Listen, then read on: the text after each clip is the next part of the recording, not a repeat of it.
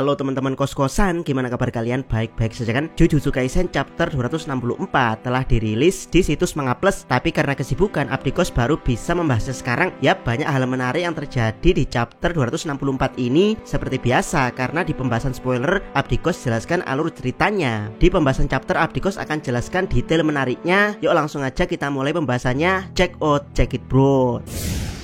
Pertama, kekuatan tubuh fisik Sukuna. Yap, secara mengejutkan, Jacob's Ladder Angel tidak cukup untuk membakar tubuh fisik Sukuna. Dari sini bisa disimpulkan kalau tubuh inkarnasi Sukuna memang benar-benar super kuat. Jangankan tubuh inkarnasi, tubuh yang masih belum inkarnasi saja, yaitu Sukuna Megumi, sudah sangat-sangat kuat, dimana dia bisa selamat dari pembakaran Jacob's Ladder Angel versi tubuh fisik kuat Hana, dan selamat dari bom Holo Purple Gojo 2 kali, serta selamat dari 4 kali Black Flash Gojo. Sementara tubuh fisik hasil inkarnasi alias tubuh fisik 4 lengan bisa kuat menahan Jacob's Ladder 2 kali, Holo Purple 1 kali, Ice Tin Breaker yang setara rudal militer, serta menahan 9 kali Black Flash. Yap, setidaknya ada 2 serangan yang sulit ditahan Sukuna alias melukai tubuh fisiknya secara langsung, yaitu pedang eksekusi mati Higuruma dan pedang pembelah jiwa maki. Tapi ya, 2 masalah tersebut bisa diselesaikan Sukuna dengan teknik kutukan pembalik.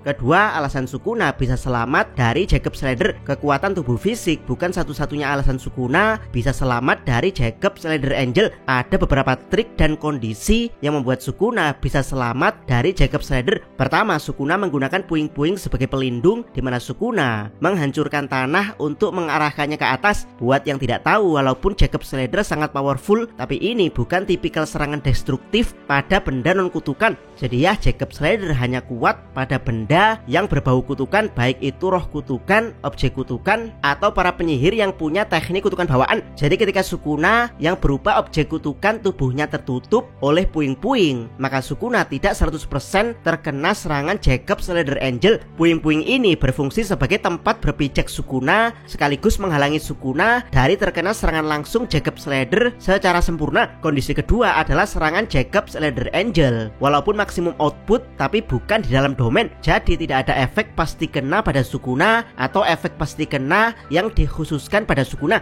Jacob's Ladder ini jadi serangan dahsyat random yang bisa melukai siapapun, layaknya Holo Purple, Granite Blast, Black Hole, dan beberapa serangan dahsyat lainnya. Mungkin satu-satunya teknik dahsyat non-domain expansion yang punya efek pasti kena hanyalah petir Kasimo. Kondisi lain yang mempengaruhi keselamatan Sukuna dari Jacob's Ladder tentu saja adalah keadaan fisik dari tubuh Hanakurusu. Ketiga, kelemahan terbesar Angel. Yap, jika kalian bertanya ke Abdikos apakah Angel sangat kuat, dengan mantap Abdikos jawab kalau Angel sangat-sangat kuat. Jika dia tidak kuat, maka pasukan malaikatnya akan dibantai habis oleh Sukuna, layaknya pasukan Urotakako dan pasukan 5 Jenderal Fujiwara. Tapi ya, di perang Heian, pasukan Angel tidak dibantai habis oleh Sukuna, melainkan hanya dipukul mundur bersama dengan pasukan Sugawara yang juga tidak kalah kuatnya. Jadi ya, apa yang menyebabkan Angel tampak begitu lemah di Cooling Game? Jawabannya adalah Hanakurusu. Tidak seperti skuad pembunuh Urotakako dan pasukan 5 Jenderal yang berada di bawah klan Fujiwara alias klan penguasa kekaisaran Jepang dari balik layar di era Heian. Pasukan Angel dari klan Abe dan juga pasukan Sugawara kemungkinan bukan pasukan kekaisaran. Mereka ikut perang Heian sebagai aliansi pasukan kekaisaran karena Sukuna sudah jadi bencana alam kala itu. Desa-desa yang dibantai dan dibakar Sukuna membuat beberapa wilayah di Jepang mengalami gagal panen, sehingga mengatasi Sukuna sebagai bencana alam membutuhkan aliansi dari semua pihak. Jadi ya, Abdikos berteori kalau di masa lalu Angel adalah karakter baik, mengingat dia berasal dari klan penyihir Abe, dimana kita tahu salah satu anggota klan Abe, yaitu Abe no Seimei, adalah penyihir baik yang paling kuat dalam sejarah. Bahkan Abdikos curiga kalau Angel ini adalah Abe no Seimei itu sendiri, mengingat dia punya julukan malaikat yang kebalikan dari Sukuna yang punya julukan The Fallen. Jadi ya, alasan Angel memilih hidup bersama dengan Hanakurusu bukan inkarnasi, adalah karena dia karakter baik di masa lalu. Jadi dia tidak ingin membunuh Hanakurusu, mengingat inkarnasi akan 99% membunuh wadahnya. Tapi ya, keputusan Angel untuk memilih hidup bersama dengan Hana malah membuatnya menjadi karakter lemah. Jadi Jadi keberadaan Angel saat ini hanya berupa objek dan teknik kutukan. Dia tidak punya tubuh fisik karena tubuh fisik Angel 100% mutlak dikendalikan oleh Hanakurusu. Masalahnya adalah Hanakurusu ini bukan Yuji atau Megumi yang sejak awal punya background penyihir. Yuji adalah makhluk ciptaan Kenjaku, seorang penyihir hebat dengan pengalaman ribuan tahun, sementara Megumi adalah anugerah terbesar dari klan penyihir Zenin setelah penantian 400 tahun. Yap, Hanakurusu adalah karakter yang tidak jelas asal-usulnya. Background dia hanya pernah diculik kutukan dan bucin pada Megumi. Walhasil bukannya jadi wadah powerful untuk Angel, Hanakurusu malah jadi beban terbesar bagi Angel. Dia tidak punya kemampuan taijutsu apalagi kekuatan fisik, sehingga perpaduan Hana Angel seperti perpaduan emas dan kotoran.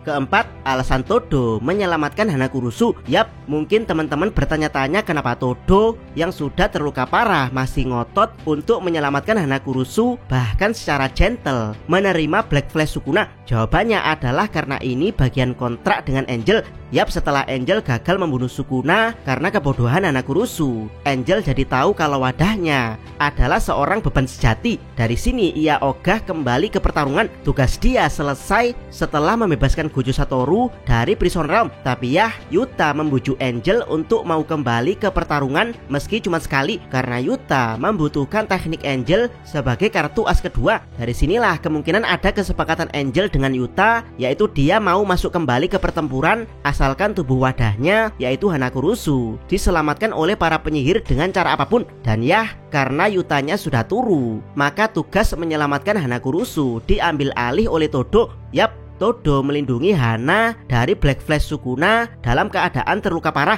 Hal ini membuat Sukuna kagum dan menjuluki Todo sebagai penyihir Jujutsu sejati. Yap, Todo menjadi Maigai yang diakui langsung oleh sesepuh Madara. Walaupun secara usia Todo dan Mbah Sukuna sangat jauh, tapi Sukuna secara resmi mengakui kehebatan Todo dalam memberikan perlawanan Jujutsu terhadap dirinya. Dari sini, apakah Todo mati? Tentu saja tidak. Kemungkinan Sukuna tahu kalau Black Flash-nya ditahan Todo dengan energi kutukan dan tubuh fisik dirinya yang terluka parah. Itulah kenapa Sukuna menjuluki Todo sebagai penyihir sejati, karena dalam keadaan terluka parah sekalipun Todo masih bisa menahan serangan telak Sukuna yang kalau mengenai Hanakurusu, mungkin cewek beban ini akan langsung mati di tempat.